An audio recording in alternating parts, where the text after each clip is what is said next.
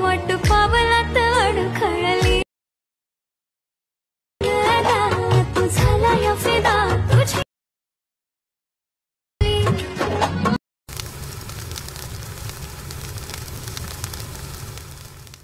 तू जरा माझ्याशी बोल ना होर खोल ना तू लग वाट पावलात अडखळली तू झाला या फिदा तुझी आता जो तुम्ही प्रीमियम व्हिडिओ पाहिला तो क्रिएट करा अगदी सोपा आहे। सर्व एडिटिंग तुम्हाला आपण व्हिडिओमध्ये सांगितलेलं आहे। चॅनलवरती कोण नवीन असेल तर आपल्या चॅनलला सबस्क्राईब करून ठेवा। अशी तुम्हाला ट्रेंडिंग टॉपिकवरती ट्युटोरियल आपल्या चॅनलवरती मिळून जातील। आता तुम्हाला काय करायचं व्हिडिओ क्रिएट करण्यासाठी कॅपकट ते ओपन करायचं आहे। कॅपकट ते ओपन केल्यानंतर न्यू प्रोजेक्ट ऑप्शन त्यावरती क्लिक करायचं आहे। सिंपली तुमचा जो एक फोटो इथून ॲड करायचा आहे। फोटो ॲड केल्यानंतर रेशोज ऑप्शन त्यावरती क्लिक करायचं 9.16चा रेशो सिलेक्ट करून बरोबर चिन्हावरती क्लिक करायचं। ह्या फोटोवरती क्लिक करून अशा तुमचा जो फोटो असेल मध्यभागी सेट करायचं। जर तुमचा अशा नसेल बसला तर अशा वेळी इथून फोटो ॲड केल्यानंतर इथून बॅक करायचं आहे। इथे ओव्हरलेज ऑप्शन त्यावरती क्लिक करून पुन्हा ॲड ओव्हरलेवरती क्लिक करायचं आहे आणि सिंपली आपण जो बीट मॉडी दिला आहे तो तुम्हाला इथे सिलेक्ट करून इथून ॲड करायचा आहे।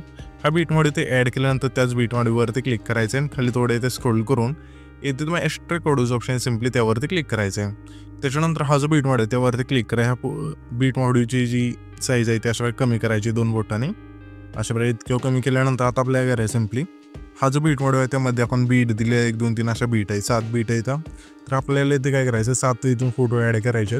तर पहिला हा जो आपला फोटो आहे तो काय करायचा पहिल्या बीटपर्यंत ठेवायचा। तर हे जी लेंथ जेवढी आपली ही पहिली बीट आहे जिथून चेंज होते तिथपर्यंत आणायची इथपर्यंत येते। तर अशा इथून हा फोटो इथपर्यंत आणूया असं बघा।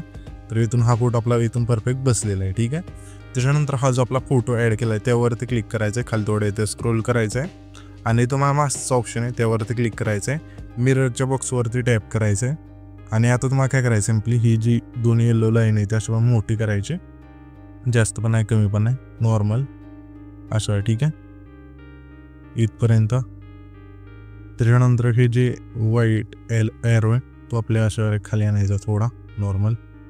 त्याच्यानंतर ॲडजस्टवरती क्लिक करून रोटेशन आहे ते 0 करायचं आहे आणि इथून सिंपली बरोबर चिन्हावरती क्लिक करायचं आहे। त्याच्यानंतर इथून आपला जो फोटो अशा होऊन जाईल।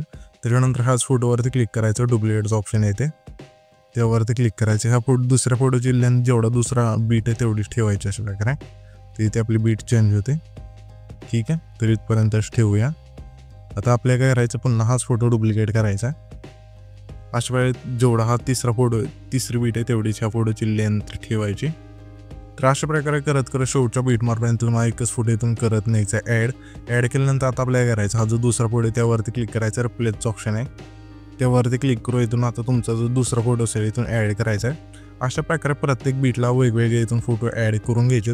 इथून फोटो ॲड केल्यानंतर हा जो बीट मॉडी आहे त्यावरती क्लिक करायचं पुन्हा रिप्लेसच्या ऑप्शनवरती क्लिक करायचं आहे इथे अशा प्रकारे आणि सिंपली आपण इमोजी PNG दिले ते तुम्हाला इथून सिलेक्ट करायचे इथून ॲड होऊन जाईल।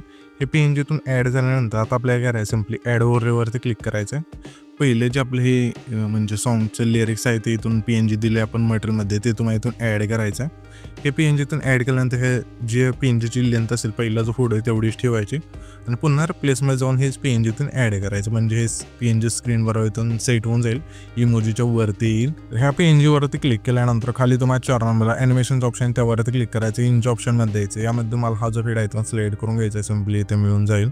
हा जो फीड आहे तो सिलेक्ट करायचा आणि ह्याची जी खालची लेंथ असेल आपल्याला काय करायचं 0.5 ठेवायची आणि बरोबर चिन्हावरती क्लिक करायचं आहे। आता हेच PNGवरती क्लिक करून डुप्लिकेटचं ऑप्शन आहे त्यावरती क्लिक करायचं। ह्या PNGची लेंथ आपल्याला जेवढा हा दुसरा फोटो आहे तेवढी ठेवायची आणि इथून आता आपल्याला काय करायचं सिंपली दुसरं जे PNG इथून ॲड करायचं रिप्लेसच्या ऑप्शनवरती क्लिक करून।